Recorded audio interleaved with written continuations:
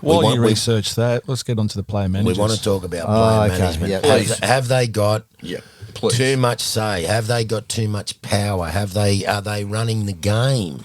Why do you only hear about a few of them, not all of them? Well, Ricky Nixon. No. We heard about Ricky last week. Yeah. But he's AFL. Yeah. Boo. I'm not interested in AFL. Not interested. Yeah. I'm with all that. Yeah. Stop it, AFL people. We love you, AFL people. We love you. Do they have too much? Well, they're only got as much power as the game lets them. So let me ask you this question: yeah. Doesn't the one guy manage Seabowl? You're talking about Isaac Moses. That's it. And that's his topical at the moment. And half of the players at Manly. I think he and that can't be. But he's done that at other clubs too. He did it at the Broncos. Correct. Newcastle, it's still... Parramatta. Roosters. No, Roosters are off him. That was him, and they're off him. But Seabold surely would go this. We need to look for. Well, John, you're managing me. Yeah. But the where people have an issue, I'm just talk generally, is when a coach has players at the club and the player manager will say, you can have superstar Y. Coach, you can have this guy coach, we're going to bring him over, but you got to take these other two players who aren't quite as good from my books. Right. So it's like we'll give you the big dog, but we want... Yeah, that's where I'm not saying which manager, I'm just saying in general. Lining their pockets. That's happened. Well, it's not really like, it's just saying it's placing players at a club where maybe they mightn't get a start somewhere else. And that's where there's an issue. And you know what? I don't blame the player manager. They're doing the right thing by their client. It's the game that doesn't have rules. It's the club that is weak and allows. We said this last night on our sports podcast. Yes. For the last couple of weeks, we've been talking about DCE. That's all we talk about. And then from Parramatta, Dylan Brown, and now Galvin. Well, I thought the biggest story of the year, which because myself and Michael Chamis broke it, was about DCE. That's not going to be a bigger story. But then we broke this one about the current one, Lockie Galvin. And we want to talk about the game. No one away from. Okay, so the truth of it is, stories are now measured, right? By I'm not an expert in this, but people know in the newspapers what people want to read. You know what they want? They don't want to read about the game. They want to read about play transfers, and the controversy, and drama. Hasn't there got to be a rule? But you can't talk about this shit until it used to be June 30th. There are rules in place, but surely a club has spoken to the Galvin clan. Yes, before November. I have no question. They can talk to them, but they just can't talk money. They can't say this is the deal we've got. So they can chat. Okay, so they can chat. Say, come and play with us next year. They can have a cup of coffee and say, but we can't offer you the money now. They can have a say, where you at? What's that's? I don't think that's really against the rules. Yeah, probably it shouldn't be happening, but it's just how it happens, and it happens behind the scenes.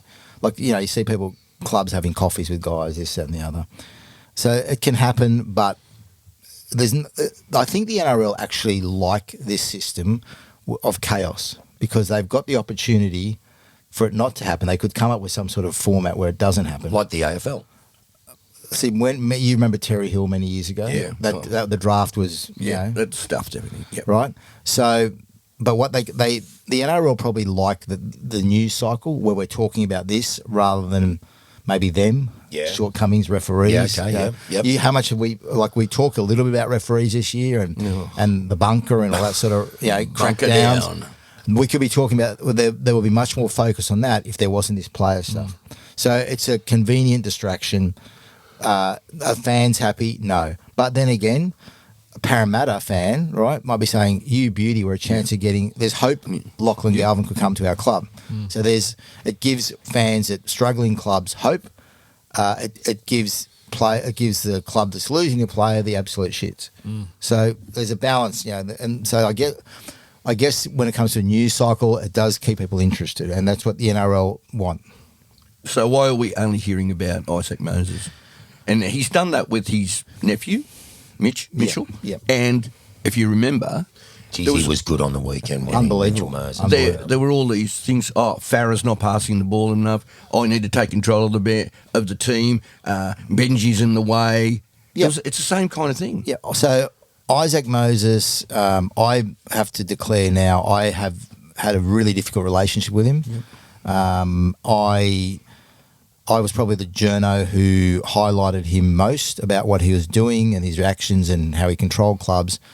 And we hadn't talked for 10 years at least. And even before that, we barely, he just wouldn't take, he doesn't take my calls, wouldn't take my calls. I've been in touch with him recently since the Galvin thing. And I've had some communication because I've reached out and said, listen, I need to hear what's going on from your side.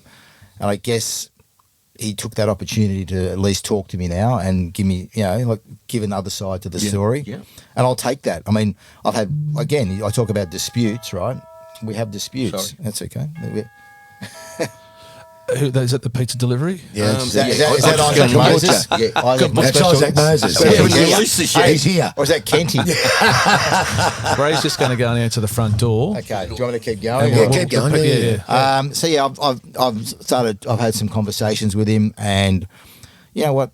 You've just got it's for us. People get angry. Oh, you're an Isaac Moses stooge, or they can call me that if they want to, but if they just Google my last 10, 15 years with him, it's not right. But what it is, as a journo, you've got to be able to speak to everybody. Yeah. I mean, you have to.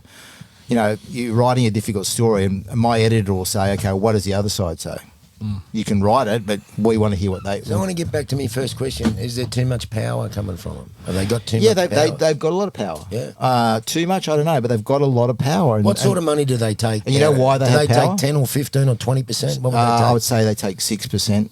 6. Yep. Some managers will, if it's a really big client, might do it for nothing, but then that client could maybe bring them other clients. Yeah, right. You know what I mean? Yeah. So So what he if loses on the roundabout, he picks up on the swing. Yeah. Well, I what I was saying about their power. Look, they're powerful, and you know why they're powerful? Because they're a good go-to point for journos. Yeah. You can talk to them about a deal that's being done because a club might not want to.